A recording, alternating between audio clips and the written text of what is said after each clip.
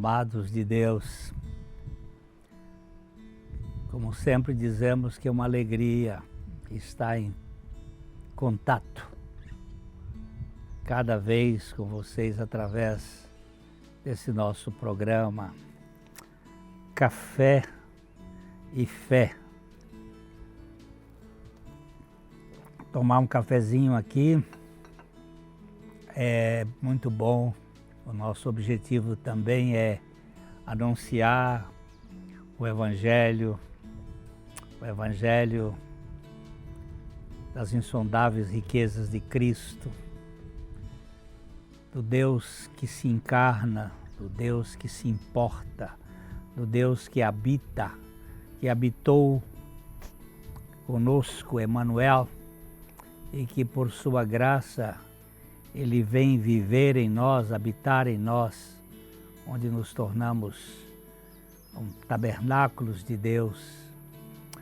Os links estão aí na sua tela da sua TV, youtube.com/PIBLondrina1 e facebook.com/programa Café e Fé, tudo junto.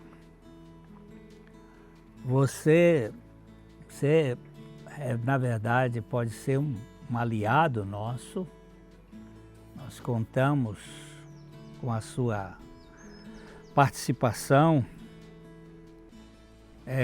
com a sua colaboração para que esse programa ele se mantenha diante dos custos que temos, que Deus levante pessoas para isto. Nós contamos com as suas orações, nós precisamos desse suporte espiritual para continuarmos nessa tarefa e divulgue para que o maior número de pessoas possa conhecer a graça do Senhor Jesus Cristo. Nós vamos àquelas indicações de leitura dessa semana e logo a gente vai voltar.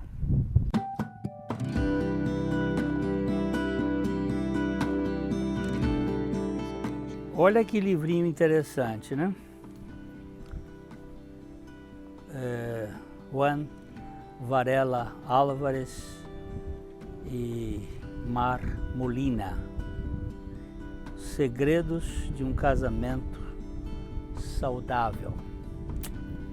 Casamento é um negócio complicado hoje. Tanta gente casa, mas já pensando em descasar se não der certo. É como se fosse uma coisa step que a gente usa e quando não precisa mais jogar fora. Mas Segredos de um Casamento Saudável tem alguns pontos aqui que são fundamentais para nós buscarmos um relacionamento significativo. É possível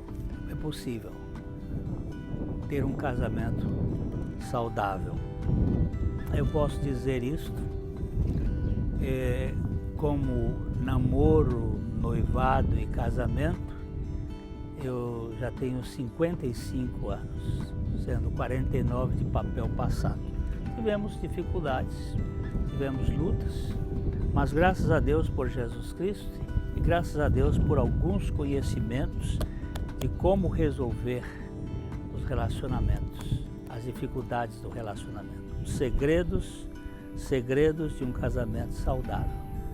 É uma boa opção para a sua estante, para a sua leitura.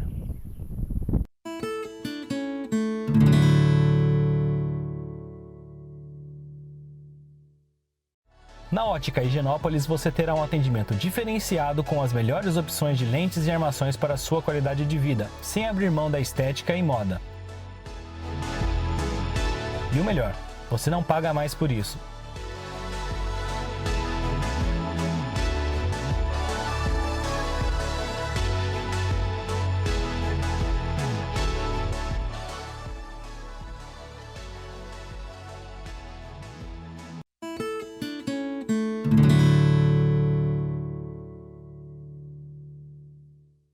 Hoje nós queríamos tratar da atitude de fé em relação à vida cristã. A fé não somente busca e recebe, mas também pede e reivindica. O crente, aquele que crê, deve procurar saber quais são os benefícios da morte de Cristo, da sua morte e ressurreição. Ele deve indagar se já recebeu todos estes benefícios, todos os que são entendidos como passíveis de serem recebidos no tempo presente. Nós precisamos entender quais são esses benefícios ou essas bênçãos da vida espiritual em Cristo.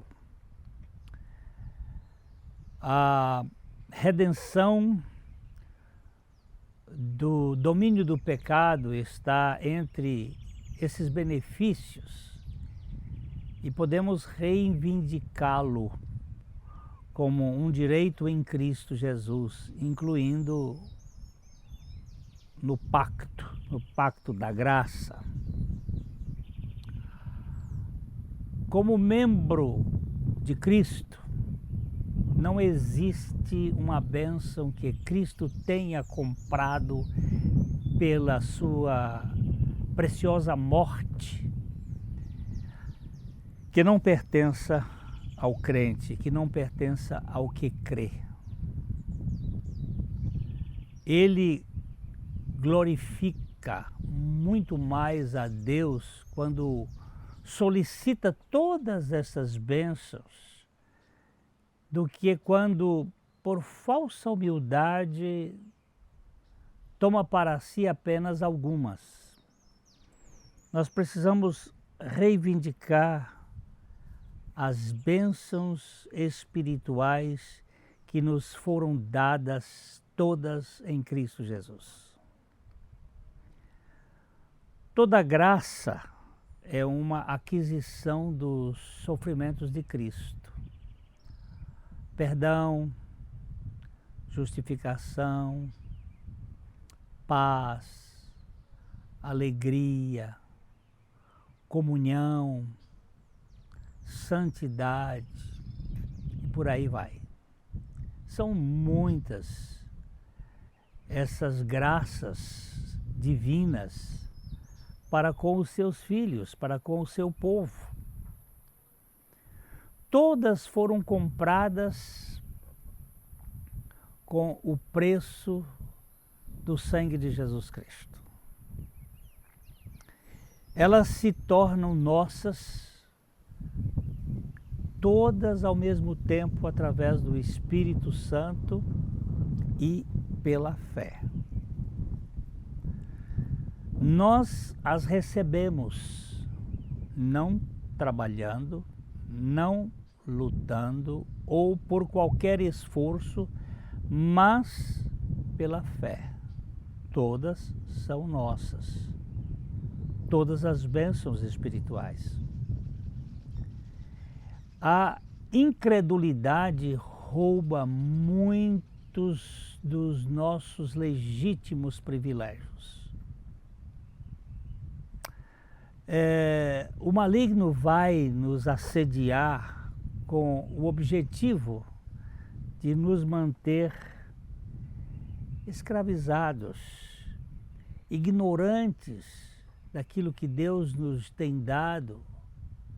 Mas a fé, ela toma a palavra de Deus e pleiteia tudo que Cristo comprou para a nossa bem-aventurança e benefício nesta vida. Se eu não tenho paz, alguma coisa está errada, porque a paz, ela vem pela justificação que temos em Cristo Jesus. E essa bênção já nos foi dada e eu preciso apropriar-me dela. Uma coisa é buscar bênção porque percebemos as nossas necessidades. Outra coisa é recebê-la e gozá-la. Ou recebê-las e gozá-las. Se nossa necessidade corresponde à promessa de Deus, o que então está nos impedindo de receber essas bênçãos que Deus tem para nós em Cristo Jesus? Por isso, Jesus diz aqui em Marcos 11, 24, por isso vos digo que tudo quanto em oração pedirdes, crede que recebestes e será assim convosco. Não é pedirdes e crede que receberão, mas crede que recebestes, está no passado. E será assim convosco. Nada é mais essencial para a nossa santificação do que a atitude receptiva da alma em gozar das bênçãos que nos foram dadas em Cristo Jesus. Muitos aos quais foram concedidas as dádivas do perdão e da justificação estão buscando aquelas outras bênçãos de sua graça que são essenciais para a sua eterna comunhão e plenitude de alegria e elas já foram dadas. É uma questão de fé. De fé. Conhecemos muitas almas ansiosas que por meses e anos têm buscado perdão. Mas o perdão já nos foi dado em Cristo Jesus.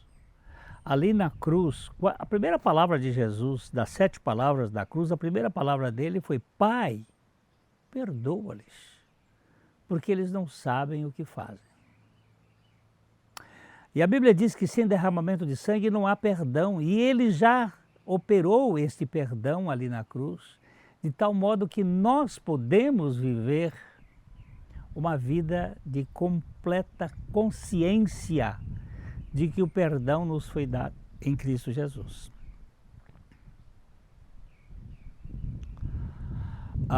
O feliz momento chegou quando, em vez de buscar, eles apenas recebem o que Deus em todo o tempo estava oferecendo a eles, as pessoas que estão buscando. Pode chegar e tomar posse da bênção do perdão, da paz, da justificação, do contentamento. Pode chegar e se apropriar dessas bênçãos, porque elas nos foram dadas em Cristo Jesus. Que o Senhor permita que você e eu exerçamos a fé na palavra dele, que já nos deu estas realidades espirituais. Se você esperar um instantinho, nós vamos dar uma paradinha aqui e já estamos voltando.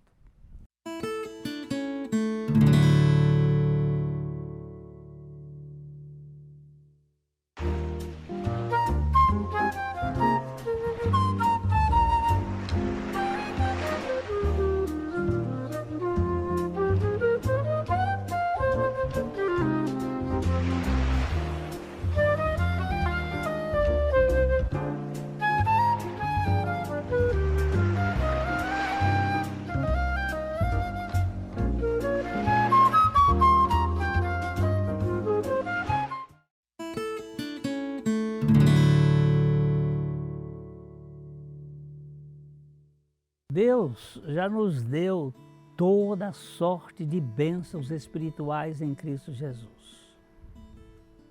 Eu tenho encontrado muitas pessoas que, depois que se trata desse assunto, eles ficam maravilhados ao perceberem o quanto estavam cegos e por isso não acolheram essas bênçãos antes. Estavam tentando fazer alguma coisa para recebê-las. Para aqueles que estão aspirando por uma completa vitória sobre o pecado e uma vida de permanente paz e descanso, eu diria o seguinte: tente lembrar como tudo era quando primeiramente você foi ao Senhor em busca de perdão. Tente lembrar isto. Pode ser que tenha lançado mão de uma das promessas do Salvador. Talvez tenha sido aquele precioso convite, promessa, aquele precioso convite: vinde a mim, todos os que estáis cansados e sobrecarregados, e eu vos aliviarei. Este convite, promessa que Jesus deu aos cansados, aos sobrepesados, de ter um alívio. Quando você pleiteou esta promessa, você creu que Ele lhe daria descanso, que você teria descanso na sua alma. Você experimentou aquilo de uma maneira natural, assim, de uma maneira sem peso. Entretanto, para você era algo para o futuro e por isso não ficou em paz e não teve descanso. Parece que ainda está esperando, ainda está querendo que a coisa venha acontecer. Mas Jesus disse: vinde a mim todos os que estão cansados e sobrecarregados, e eu vos aliviarei. No momento em que eu vou, eu posso experimentar pela fé esse descanso. Você estava pedindo ao Senhor que fosse misericordioso, em vez de crer que Ele é misericordioso. Ó Senhor, exerça a tua misericórdia, seja misericordioso com... Não, Ele é misericordioso. O problema agora é apropriar-se da sua misericórdia, do caráter misericordioso dele. Quando você passa das promessas do Senhor como algo para o futuro, assumindo todas elas como uma realidade presente, a busca da fé torna-se o descanso da fé. Isso é muito importante entender isto. Porque muitas vezes nós estamos empurrando a coisa lá para frente. Eu vou ser lá na frente. Mas Ele promete agora. A esperança de ser perdoado dá lugar à gratidão e ao louvor pelo perdão que Ele já havia concedido. Olha que coisa mais maravilhosa. Quando nós nos apropriamos da bênção do Senhor, as bênçãos que já nos foram dadas, não como algo a ser alcançados, mas como algo que já nos foi dado, a esperança, a perspectiva de ser perdoado, dá lugar à gratidão, dá lugar ao louvor pelo perdão que Ele já havia concedido e que nós podemos gozar. Desfaço as tuas transgressões como a névoa e os teus pecados como a nuvem. Torna-te para mim, porque eu te remi, diz o Senhor em Isaías 44, 22.